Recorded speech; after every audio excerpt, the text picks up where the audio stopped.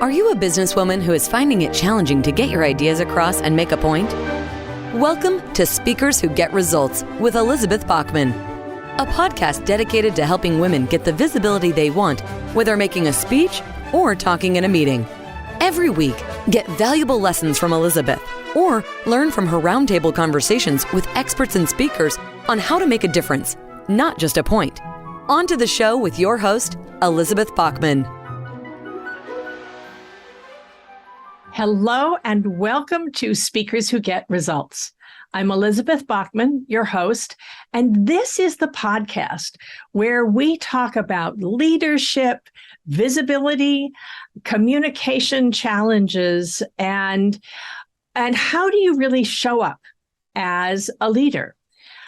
My guest today is Jennifer Darling, who is, among many things, she is an expert on LinkedIn. And we're going to talk about how you can expand your leadership presence on LinkedIn, even if you're not looking for a job, how you become visible and show your value. Before I go into her bio, though, I'd like to invite you to see where your presentation skills are doing by taking our free 4-minute assessment at speakforresultsquiz.com. That's www.speakforresultsquiz.com. And that's where you can see where your presentation skills are strong and where perhaps a little bit of support could get you the results you need and the recognition you deserve.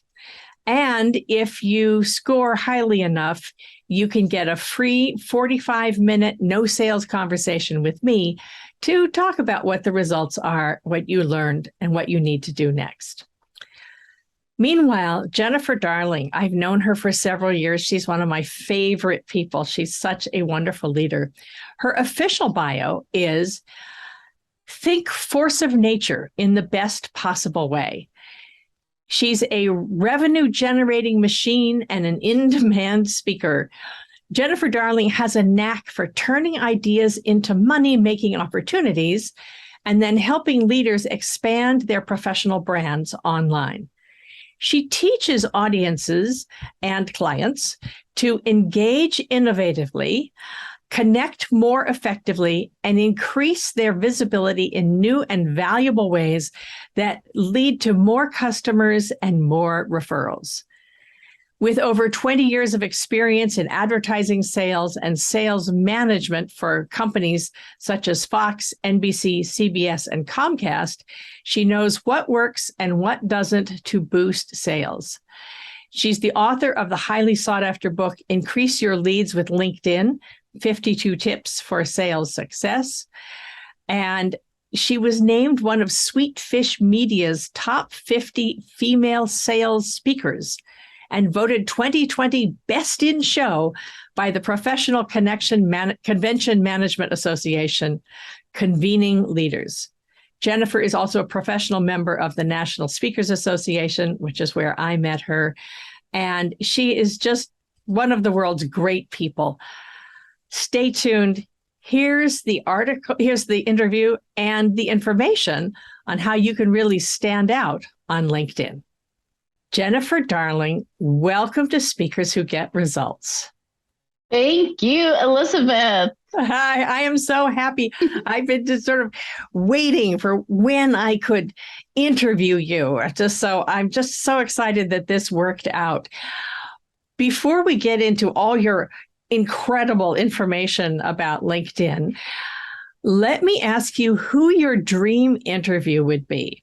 If you could interview someone who's no longer with us, who would it be? What would you ask them? And who should be listening? Thank you so much for this question. So, I struggled a little bit to get to the answer of somebody, especially a female leader in history who's no longer with us. I can think of some current ones, but I struggled. And then you said something that sparked my mind.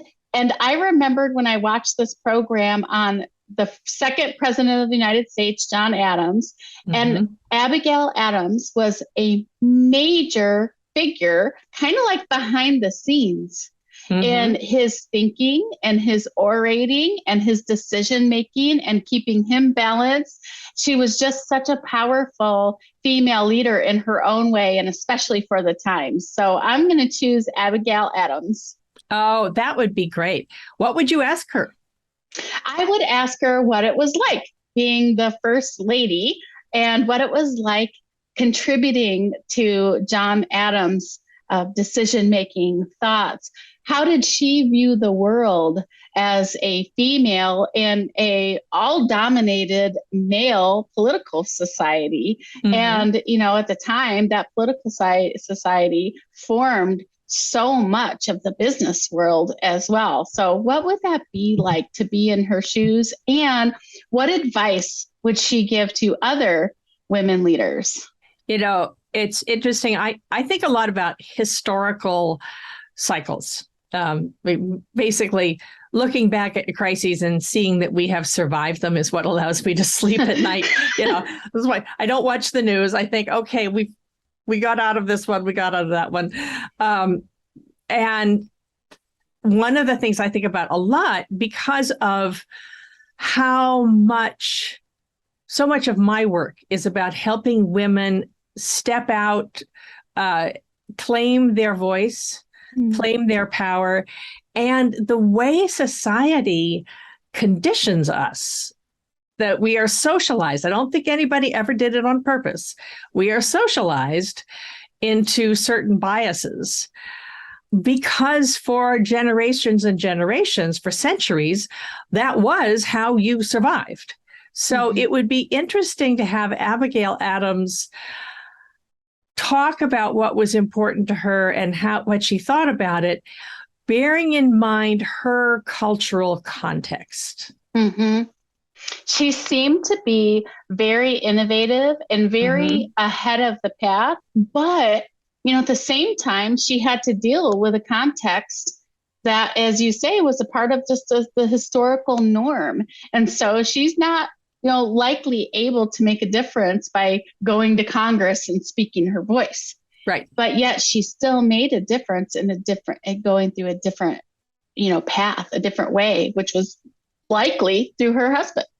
She was the author of that wonderful quote, which now in the 20th century is used, which is, she wrote to John Adams to say, "Remember the ladies and be more generous and favorable to them than your ancestors." So, wow. I think she probably said, that was just a little newsy letter, and I was asking him to send something up from Washington, D.C. because we couldn't get it in Massachusetts. And, and I just added a little something there. Who knew it would be quoted for years and, Right, forever. Yeah. And that it would be so relative and relevant. Yes. To today. Yeah, absolutely. Well, I think changing society is like steering a cruise ship, and it's good that it doesn't happen in a hurry. People don't change in a hurry. You just you have to live through things. So we are living through, having had two plus years of COVID and still dealing with the fallout, especially in business, especially, very much in life, but since I talk about business, in business, where we are still figuring out what the new normal is going to be. And I think it's going to take us, at least another couple of years until we develop a new normal. That's why I wanted to get you in to ask you about LinkedIn and what you are seeing with LinkedIn now. We're recording this in August of 2022. Why is LinkedIn so important, especially for women? Yeah, I think things are being shaken up in a big, big way. And what's happening is that there is a new set of leaders who are coming into positions. And those leaders are women. Those leaders are younger people. Those leaders are multi-generational, multi-ethnic, multi-gender, I don't even know if that's the right term, but there are so many different types of people stepping into leadership roles that don't look the norm of how they have looked for centuries and centuries and all of history. And so what happens is, what I've seen, especially with women, I work with a lot of women CEOs, and they don't necessarily, they don't step out and speak up in a bigger platform like men do, or as comfortably as men do. Now, when I'm making statements like this, I don't mean 100% of everybody. That's right. It's a generalization. Right. It's a generalization, but it is a lot of the people that I talk to and I work with and I speak to in audiences. So tell me what you're seeing. What are the challenges that these female CEOs are facing when it comes to visibility? I mean, they're CEOs. So what's the issue? Part of the issues is that they don't want it. They don't want visibility. They don't want to be seen as somebody who is bragging, somebody who is talking all about themselves, somebody who is self-centered, somebody who is inauthentic or needs to show up a certain way. And even when I'll just give you an example. My client, Amy, she was nominated for an award, and she called me and she said, I'm feeling really great because I was nominated for an award, but I don't think I'm going to apply for it. And I said, well, why not? She said, well, because it was my team that did this whole thing. Them, et cetera, right? And I don't want the spotlight put on me. It's a team effort. And I said, well, that's exactly why you should apply for the award. It may not be for you. It's for your whole team, but you take it on behalf of your whole team and you celebrate your team. So she applied. She got the award. And then she told me she got the award. I said, that's so amazing. Now you need to go post about it on LinkedIn. She said, but I'm just going to be bragging. I won the award. I don't want to come off across that. And I said, that's fine. You don't have to do that, but let's celebrate your team.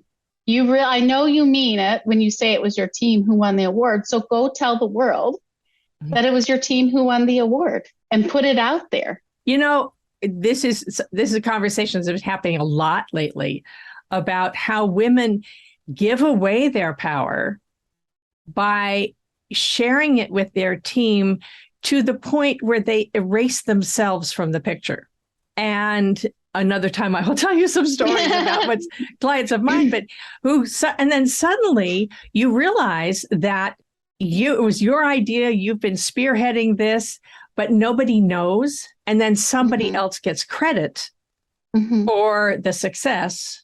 And you say, wait, but I did all this. This was all my work. But if you don't tell people, if you don't tell the world, we won't get it. Well, you see, I think that that's part conditioning, because I can tell you that I had very great corporate jobs working for very big companies and was told exactly not to shine the spotlight on myself and to just don't do that. Let somebody else do it. And so after enough of hearing that, you finally get the message and you start to do it, which means you stop bragging. I like the word brag because it typically has a negative connotation, but I'm going to say we need to start bragging more, and we need to celebrate the people who are bragging, because what can happen, and I just had this happen this morning. I gave somebody a piece of advice, and another female came on who I would expect to get a really good response, or people don't have to agree with me. I'm not saying that, but how you respond to somebody in a certain way has meaning. So, so I had somebody tell me that a piece of advice I gave was the worst advice they ever heard. Oh, and it's in public, or yes, in a private group, but in public, yes, on social media. So I'm thinking to myself, all right, well, first off, what is the message for me about how I react to the message? But also, what is the message about women leaders with other women leaders about why can't we just accept that we all have different opinions instead of having to attack somebody for doing something we don't like? Because how are we supporting each other if we're doing that? So I'm looking at phrasing even myself of what if I disagree with somebody? I think that's totally acceptable, but what are good words to use? How about we use, I see this differently. I'm not making the other person wrong. I'm just saying, I see this differently. Yes. And then what that does is open up the doors to, we all have different opinions and different biases and different views of life and different things that work. And they're all right. We just see it different. And the reason I bring that up is because I think that people don't put things out on social media. People don't speak when they should be speaking more. People don't write when they should be writing more. And they don't do that because we have fear of criticism, fear of rejection, fear of being too big, too loud, too whatever. The trouble with that is that there's this whole set of women leaders who are coming into the world, who are emerging, who are starting their jobs. And what they need more than anything are other women leaders to look up to, to see as a mentor, even if you don't even know the person, but to be able to look up to. So if we keep ourselves small, we are not paving the way for other women leaders. Well, and it's also that boys in childhood are taught to be proud, to brag, if you will. And it's a good thing when they do that. So if boys are doing what's natural to them, because that's what they've been socialized to do, the boys get the recognition. And then we continue on with the system that we have had for decades, centuries, if you will. A big part of the work that I do is helping women recognize their value and then talk about it in little short stories, 1 minute, 90-second stories, just as dropping seeds so that you're not taken for granted, because otherwise you will be taken for granted. And when people come to me, new clients come to me, the word I hear more than anything is frustrated. I got this far through skill and ability, and now I cannot get past the director level to VP. They're just not listening to me. Here I'm doing all this great work and nobody notices. I am so frustrated. So comes a point where being the good girl and waiting to be recognized doesn't work anymore. It only works to a certain point. And then, up to a certain point, then you hit the glass ceiling because you have to redefine yourself as a strategic thinker, even a thought leader, to get past that. Yes. I think the work that you're doing is so important in that area because it's, for one, we need to have more visibility as female leaders. We play a huge role in shaping the future. We play a huge role in where we are now. And just like Abigail, we need to be contributing at that level as well. And we need to have a little bit more confidence to be able to do that and to ask for what we want. I think a lot of times we're not asking for what we want. Right, because you're not supposed to. That's another thing. I think about mistakes I've made. That's one took me years. So let me ask you again, back to LinkedIn, why it's important to be visible and active on LinkedIn, even if you're not looking for a job. Yes. LinkedIn is so much more than a job site. That's right. I mean, most people think they go to get on LinkedIn when they're looking for a job or to look for people to hire. But the reality is LinkedIn has grown into so much more than that. It is now the place where business professionals go to check you out. They go there for business news and business information. It's like the Harvard Business Review magazine, but it's LinkedIn where people are also going for business and information. And so we want the female leaders to be there, but not just for looking for talent. We want them to be there for a number of reasons, such as, one, being a figurehead in their company, allowing their clients to see that they are the, head hunch, the CEO, the CMO, the CFO, the salesperson, the marketing director, the line worker, the construction worker, whatever it is. We want clients to see that, but not just clients. We want to attract the best talent to our companies.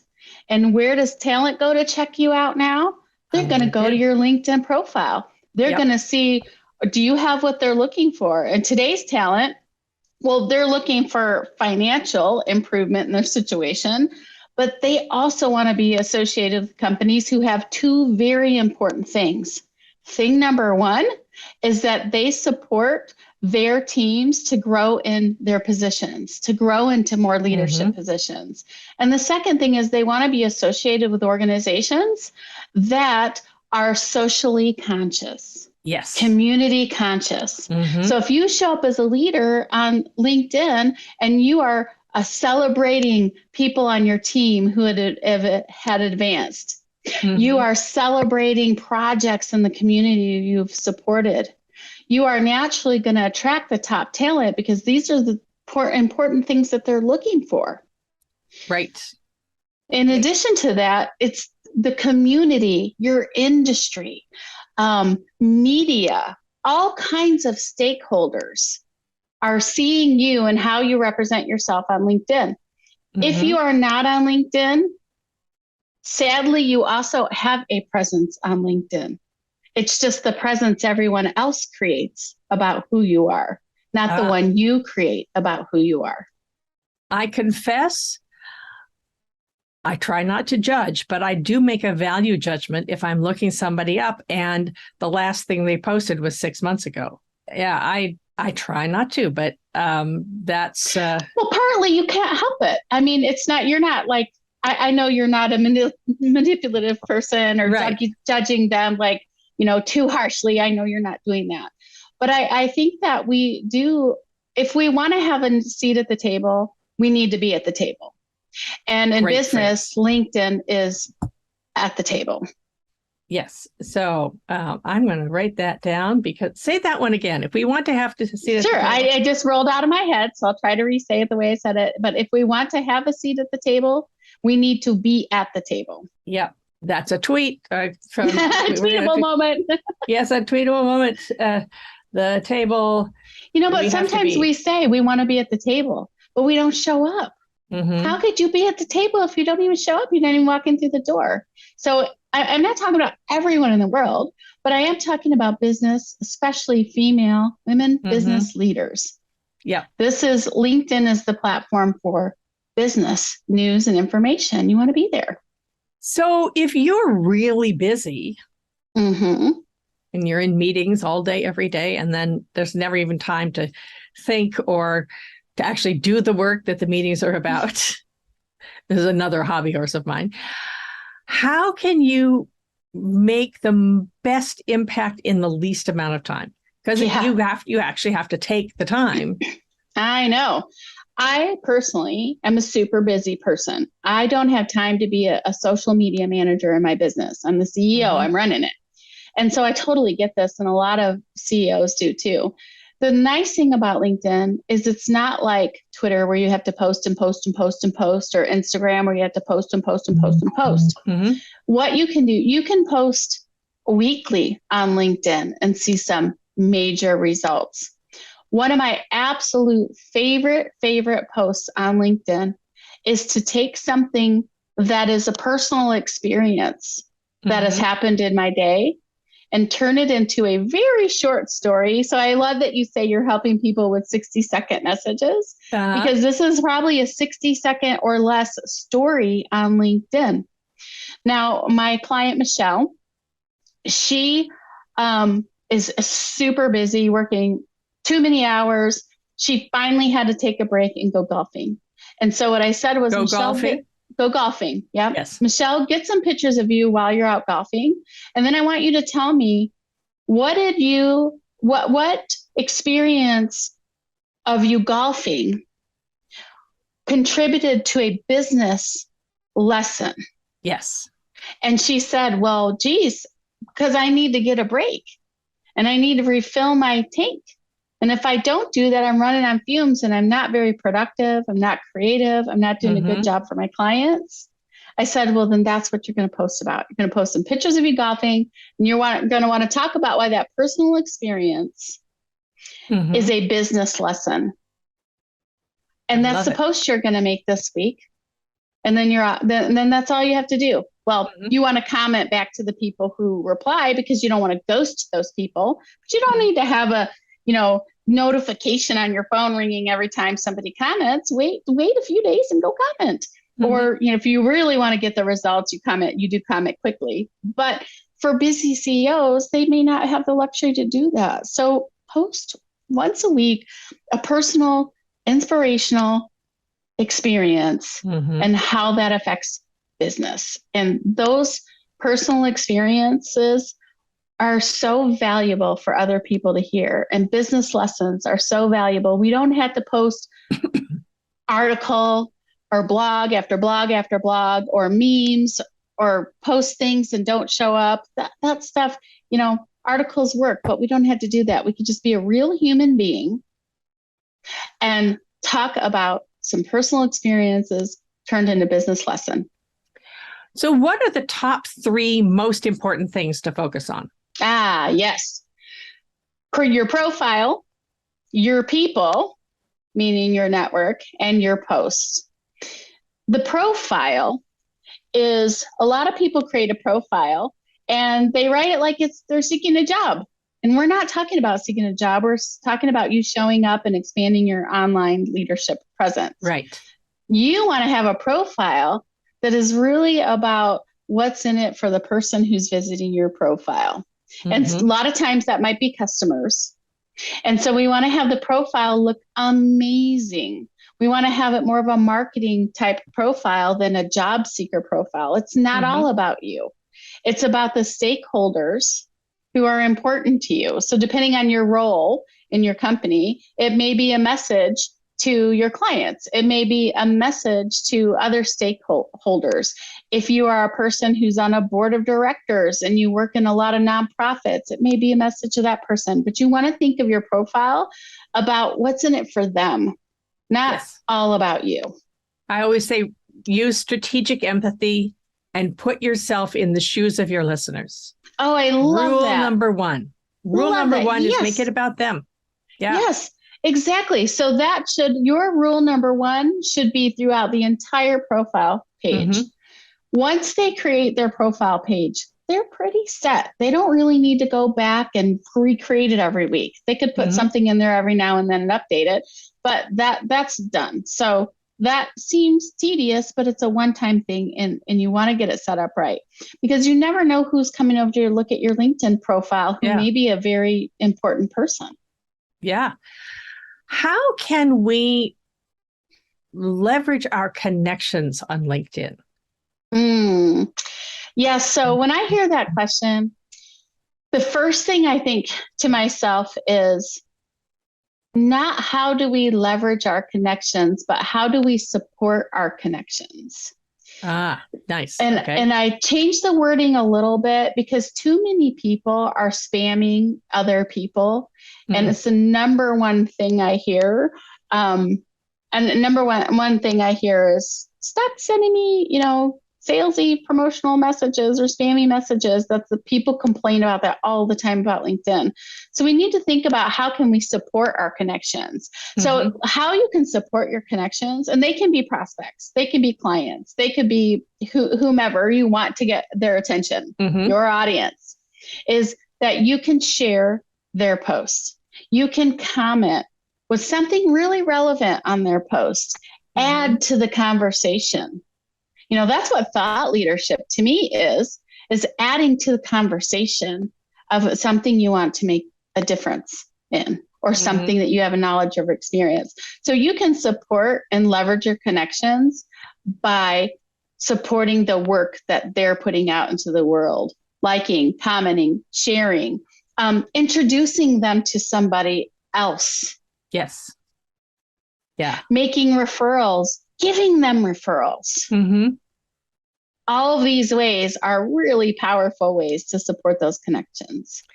Somebody actually asked me for a resume. It was about 3 years ago now. And I just said, resume? Wait a minute. I haven't had to make a resume in a long time.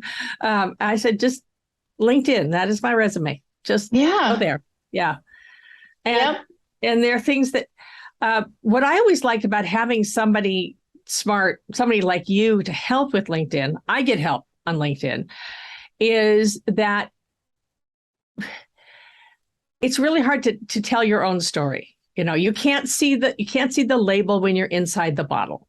And so having somebody with fresh eyes look at it, or someone who's keeping touch and keeping track of what's happening on LinkedIn and so forth is so important.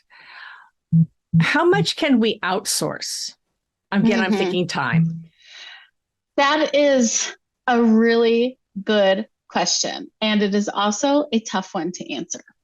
So when it comes to your profile, setting up your profile, you can outsource the whole thing. So my team does makeovers. What that means is we help with the words. We write about section, because it's really hard for people to write an about section about them, customer focused about section. About. Right? Yeah. It shouldn't be about ourselves. It really should be about our audience. And so the about section takes some strategic writing. The banner needs to be graphically designed and have the right text on it. So all those pieces you can outsource. When it comes to outsourcing posts, this is where it gets sticky, because I do have some clients where we've outsourced their posts, but honestly, what happens is they look like outsourced posts. Outsourced posts end up looking like the person isn't present.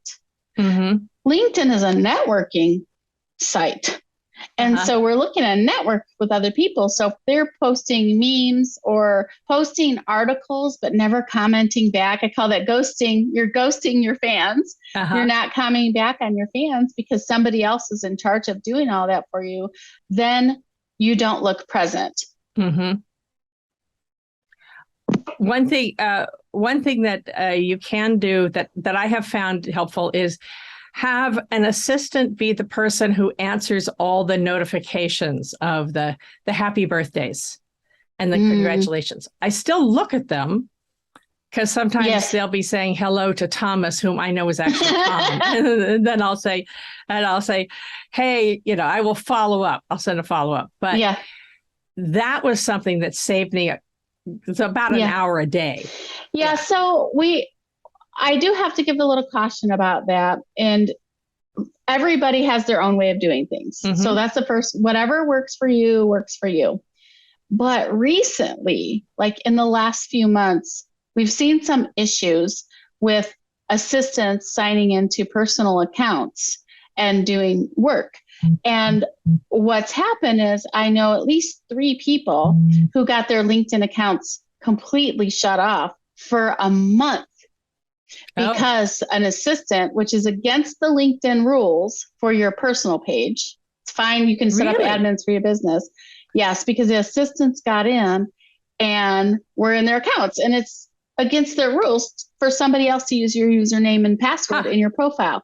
Now, where I found this happen was really with people not in your native country, because they can measure the ISP. So maybe you have to have a VPN to keep it that way or whatever. But just, I got to put a little caution out there because I understand that it helps to save time.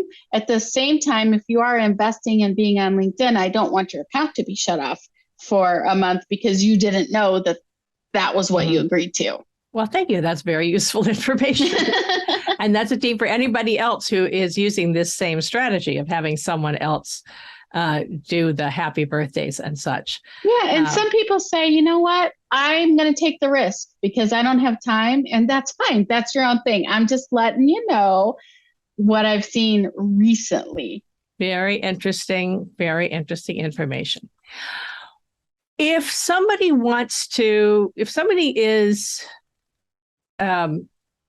looks at their LinkedIn profile and says, I know it's terrible. I just don't know where to start. I don't know what to do. I can ask you about this for hours, so I'm not going to go and ask you through all the details of the profile. But what could you leave us with? Where could one start?